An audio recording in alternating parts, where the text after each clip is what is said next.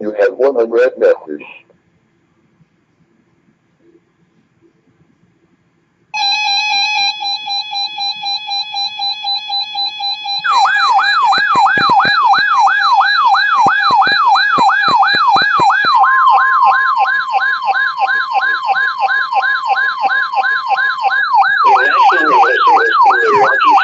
Issued a special marine warning for Lake Michigan near shore and open waters to mid-lake from Sheboygan, Wisconsin to Port Washington, Wisconsin until 3:45 p.m. Central Daylight Time.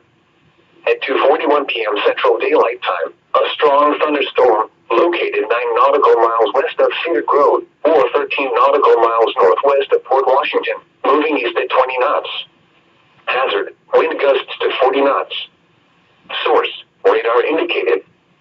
Impact, small craft could be damaged and briefly higher winds and suddenly higher waves. The strong thunderstorm will remain over mainly open waters.